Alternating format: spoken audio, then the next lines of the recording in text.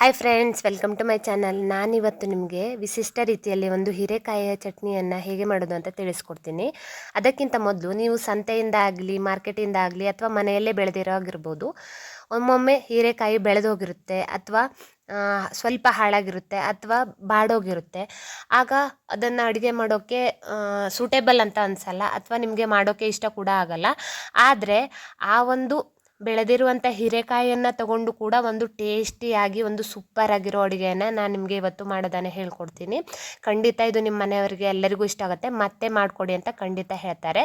ನಾನು ಮೊದಲನೇದಾಗಿ ಇಲ್ಲಿ 2 ಟೊಮೆಟೊವನ್ನು ತಗೊಂಡಿದ್ದೀನಿ, 2 ಈರುಳ್ಳಿಯನ್ನು ತಗೊಂಡಿದ್ದೀನಿ, ಹಾಗೆ 1 ಹೀರೆಕಾಯಿಯನ್ನು ತಗೊಂಡಿದ್ದೀನಿ, ಹಾಗೆ ಮೆಣಸು, 3 ಬೆಳ್ಳುಳ್ಳಿಯನ್ನು ತಗೊಂಡಿದ್ದೀನಿ.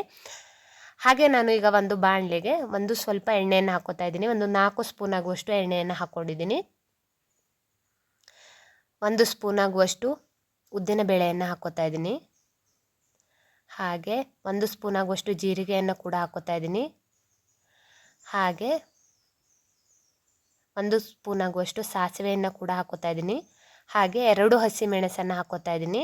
ನಿಮಗೆ ಖಾರ ಜಾಸ್ತಿ ಬೇಕು ಅಂದರೆ ಮತ್ತು ಜಾಸ್ತಿ ಹಾಕ್ಕೋಬೋದು. ಹಾಗೆ 4 ಬೆಳ್ಳುಳ್ಳಿಯನ್ನು ಹಾಕ್ಕೋತಾ ಇದ್ದೀನಿ. ಹಾಗೆ ನಾನು 2 ಟೊಮೆಟೊ ಹೆಚ್ಚಿಟ್ಕೊಂಡಿದ್ದೆ ಅಲ್ವಾ, ಅದನ್ನು ಕೂಡ ಹಾಕ್ಕೋತಾ ಇದ್ದೀನಿ.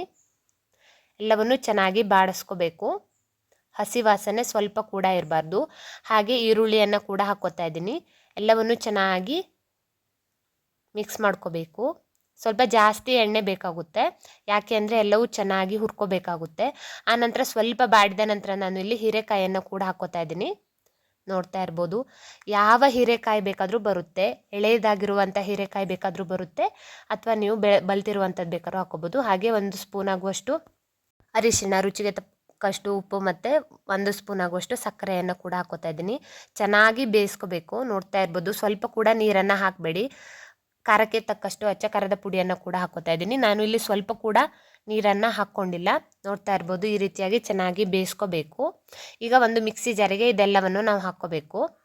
ನೋಡಿ, ಈ ರೀತಿ ನುಣ್ಣಗೆ ಪೇಸ್ಟ್ ಮಾಡ್ಕೋಬೇಕು. ಈಗ ನಾವು ಹುರಿದಿಟ್ಕೊಂಡಿರುವಂಥ ಪಾತ್ರೆಗೆ 2 ಸ್ಪೂನ್ ಎಣ್ಣೆಯನ್ನು ಹಾಕ್ಕೊಂಡು ಕಡಲೆಬೇಳೆಯನ್ನು ಹಾಕ್ಕೋತಾ ಇದ್ದೀನಿ. 1 ಸ್ಪೂನ್ ಆಗುವಷ್ಟು, 1 ಸ್ಪೂನ್ ಆಗುವಷ್ಟು ಜೀರಿಗೆಯನ್ನು ಕೂಡ ಹಾಕ್ಕೋತಾ ಇದ್ದೀನಿ. ಹಾಗೆ ಬೇವಿನ ಸೊಪ್ಪನ್ನು ಕೂಡ ಹಾಕ್ಕೋತಾ ಇದ್ದೀನಿ. ಈ ರೀತಿಯಾಗಿ ಚೆನ್ನಾಗಿ ಹುರ್ಕೋಬೇಕು. ಹಾಗೆ 1 ಸ್ಪೂನ್ ಆಗುವಷ್ಟು ಸಾಸಿವೆಯನ್ನು ಕೂಡ ಹಾಕ್ಕೋತಾ ಇದ್ದೀನಿ. ಹಾಗೆ 1 ಚೂರು ಇಂಗನ್ನು ಕೂಡ ಹಾಕ್ಕೋತಾ ಇದ್ದೀನಿ.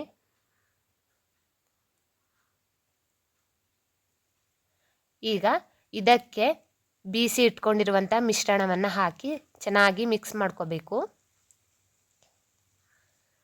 ಚೆನ್ನಾಗಿ ಮಿಕ್ಸ್ ಮಾಡಿಕೊಂಡ ನಂತರ ರುಚಿಕರವಾದಂತಹ ಹೀರೆಕಾಯಿಯ ಚಟ್ನಿ ಸವಿಯಲು ಸಿದ್ಧ.